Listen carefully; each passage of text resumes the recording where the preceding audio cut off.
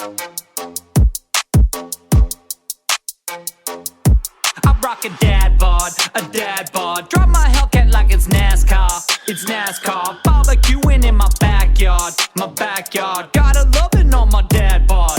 KFL here, the host of the WOSHL podcast. This is a very special edition of the podcast because we are going to wrap up the season for the Stratford Fighting Irish. They played a heck of a game on Saturday against the Elora Rocks. Was a fantastic showing of hockey. We are going to wrap up their season with their head coach and general manager, Jamie Petrie. That's on the other side.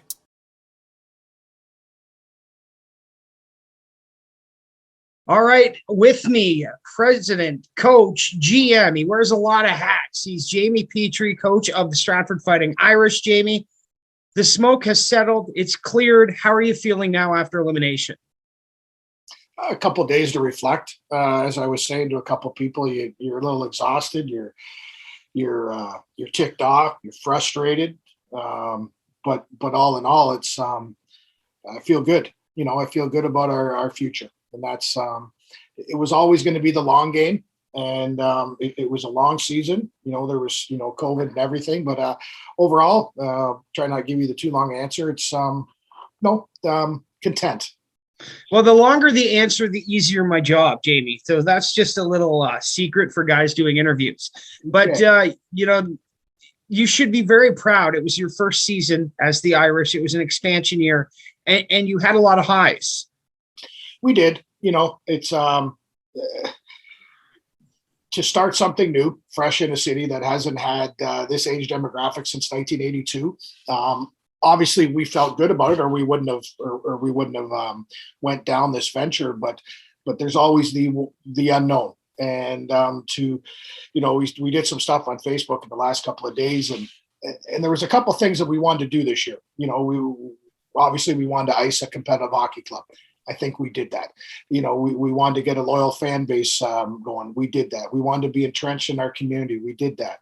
We developed partners and sponsorships. Geez, that came through with flying colors, especially in a COVID time. So there's things that we did, work with communities, some groups, some charities, and we did that. So it was always more than the 60 minutes of hockey on Saturdays at 4:30 at the Almond with the event versus game. So there was some highs, and then there was obviously some lows.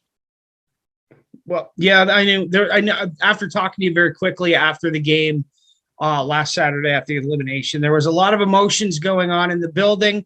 And Jamie, do you start working on next season already, or is it take some time, reflect, and then start working on next year? It started that night. It actually has started.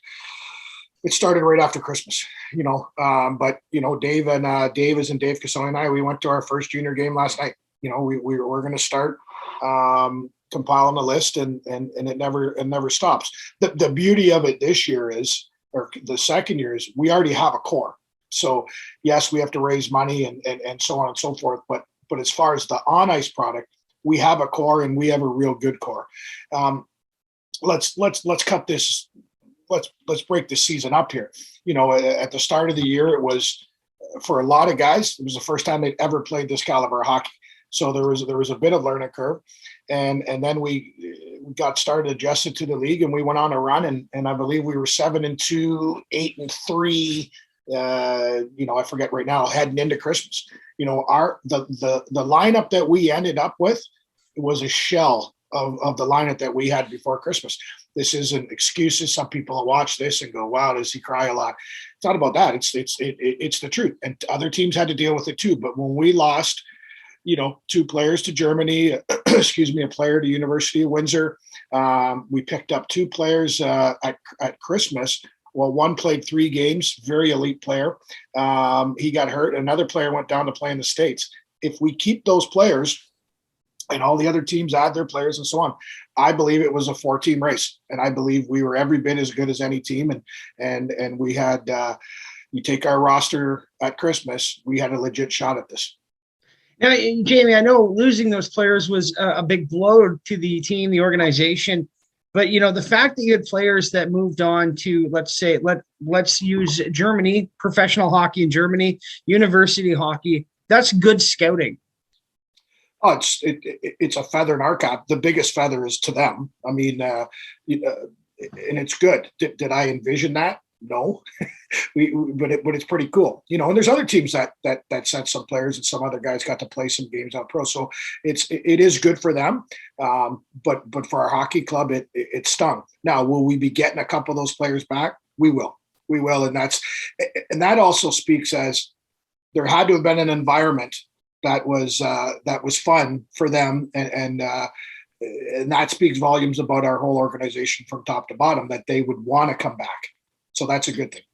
Well, yeah, I came on later in the year, but I will say the environment itself and the people you have behind the scenes are fantastic, hardworking, fun people, and they know hockey is supposed to be fun, and you make sure it's fun for everybody involved.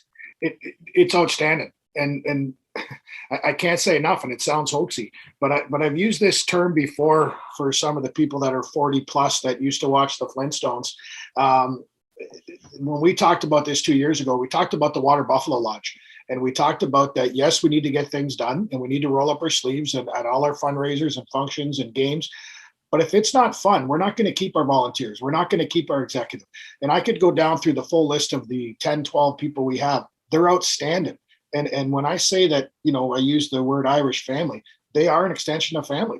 We speak to them often, and we're together often. We play poker together. Like it's pretty cool. There will never, ever, as long as I'm there, there'll never be an old boys club, and that we walk around with our nose up in the air and our shirts tied too tight. Mine might be tight for other reasons, but I'm saying it is a fun group, and it's great. So a lot of them I knew, some of them I didn't. Some of them happened organically with getting to know some other people, and it's outstanding group, and that makes you want to come to the ring. That when you lose a game and you get to see a smiley face, in the Blue Line Club after or at a meeting, it makes it worth it. Well, 100%. I've been on many different executives of many different hockey teams, and it was like going to work after being at work, and you don't want to stay in that. And, building something fun also comes out on the ice. If you've got a fun squad, you had mentioned this earlier on, that means your team's going to come back. They want to be involved. And have you locked anyone down yet? Can you talk about that, or do you have to wait to a certain time to start signing again? Well, we won't sign anyone till August. That's a league thing, but have we talked to the players? Absolutely. Do I think that 95% of them want to come back? Yes. There will be some changes. I mean, we want some upgrades. Let's not kid ourselves. We want some upgrades, and yes, we'll get some guys back from pro, and even in the last month, and all the teams have this, people are knocking on the door to come want to play in this league.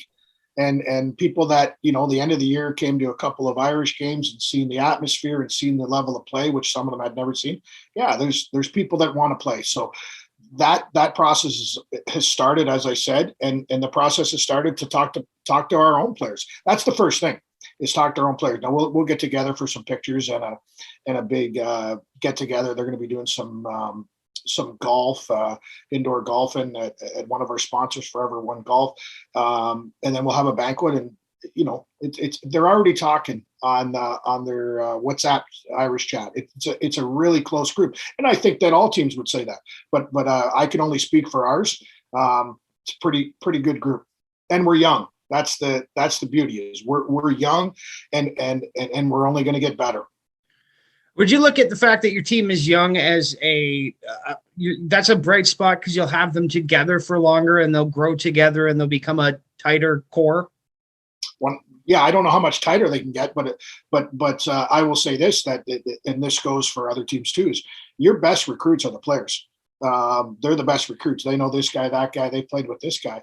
I look at it as we can grow with this team. Some other teams have older teams, and probably two of the more veteran teams, they're in the finals, and kudos to them. And they're decent hockey clubs. We didn't go that route, and we didn't diverse from that when we lost bodies. We stuck with youth, and we believe in it, and that's how we think eventually we will put up banners. That's kind of the way I see it too. It's like building any other sports team. You start young and get them into their prime, as it were. Your last game of the year, Jamie, against the Rocks was one of the best hockey games I've ever called. One of the best games in general I've really ever seen. If you could use that as a selling point for your league, would you use that game? Because I mentioned it during the broadcast. This is the game to sell the league.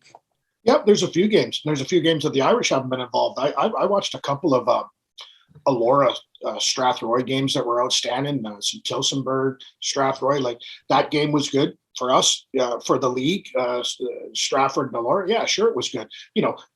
Again, we wish that we were down to seven forwards and 4D.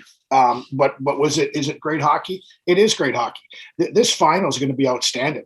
And people that haven't watched this age demographic, they're missing something. They are missing something. They're missing the polished junior player, the former junior player. They're missing the college and university. They're missing the ex-pro player. It is. We talked about this on the radio before. It's your average age in the league is probably around 26, 27. We don't use the senior tab for a reason, because some people think of senior hockey as plus 35-year-old men, half in the bag, and it's all goon. We average 0.38 fights per game, and we also average 10.6 goals per game. Now that's a little high, but it is far from goon, and it's very good quality hockey. And was speaking to other players in the league and fans, the people that have come out and watched it, they keep coming back. They do, and I think you're right. The term senior does carry kind of a bad rap with it, but I think that's more like, I think some people hear senior and don't realize how high-end senior A is, let's just say, and they immediately think beer league, which is normally the half goon 35-year-old. It's why we don't have the tab. We are called the Western Ontario Super Hockey League for a reason. Why is it super? Because we didn't want to use other words. It is our league is, I say it's in the middle. It's between your old intermediate and your old time senior hockey. And that's what makes it super. We have a league out east in the Ottawa Cornwall way that has 12 teams, the Eastern Ontario Super Hockey League. There's a new league starting in Nova Scotia, the Nova Scotia Super Hockey League. And we've already started talking about expansion across Ontario. The thing is, we're all under the same rules. And that's the beauty. And we all work together. There's, we hamstring teams who want to spend too much, and we hamstring teams who just want to come in and bring in ex-pro players. We want a mixture of everything, and we want there to be competitive balance. And I would say for the top 4 teams in our league, there was gigantic competitive balance. And we will grow. We will probably grow to 8 teams next year in our league, and that's good growth, good solid growth. Again, going to the vision of quality versus quantity. We want the right teams in. Mm-hmm. And do you have any ideas as to where you're going to grow? We do, and we'll announce those soon. We would like it to be no more than an hour and 15, an hour and 20 minutes away. That's another thing about our league that the players liked, and obviously management and teams with budgets is we weren't driving 2.5 hours. We weren't driving 2 hours. Guys can get to the rink, again, usually around that hour drive. And Jamie, I think we've covered most of the Stratford Fighting Irish and how you guys are feeling now post everything is done. Did you have any fundraisers coming up shortly that you can talk about that you maybe want to mention? Yeah, we do. We'll have scheduled. We have something every month, and we have to do that. Now we have a great sponsorship team, great partners. We had 2 very large partners with Joe's Diner and Bannon Timber and Log Structure that helped us out huge, not just financially for some guidance, but it can't just be all that. We have to do fundraisers. So this year we're going to have 2 golf tournaments. We're going to have a co-ed slow pitch tournament. We're going to be doing a pig roast. We will do the comedy show again. We look at it, you have to do something between 7 and 8 months a year to come up with the budget for the year. Now, the beauty is the budgets in our leagues are a lot less than some of the other ones, but there's still a lot of stuff that needs to be done because we want to do it right. We want to put on a performance on Saturdays. We want to do giveaways and so on and so forth. We've partnered up with Stratford Minor Hockey with some stuff and some other local excuse me, minor hockey groups. That's part of it as well. Perfect, Jamie. And is there anything you want to mention? You want to take a moment to thank any sponsors before I let you go? Well, there's endless ones. Domino's Pizza, Heritage Hops. I would be, for me to mention them all, the Joe's Diner, Bannon Timber and Log Structure. I'm going to be missing some. There's some phenomenal people out there that helped us. Tall Man Promotions. I'm going to miss some. There will be face-to-face thank yous, and there will be post thank yous. We could not have did this without them.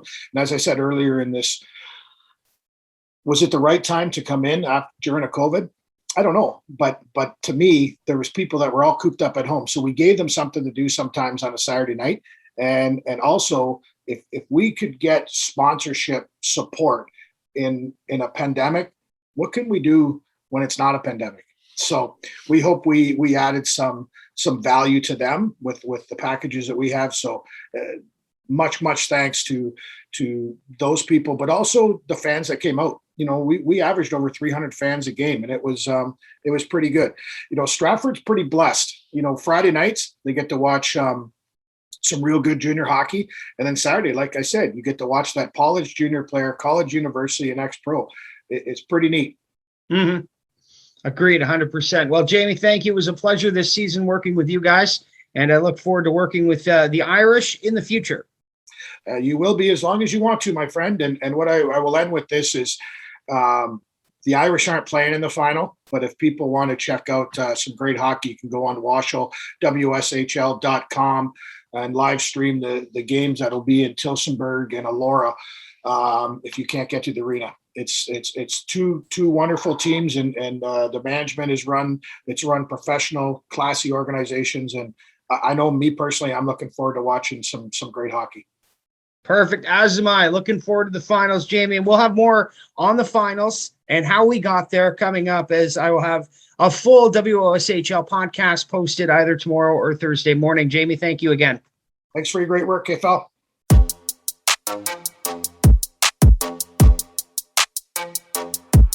Rock a dad bod. Drop my Hellcat like it's NASCAR. Barbecuing in my backyard.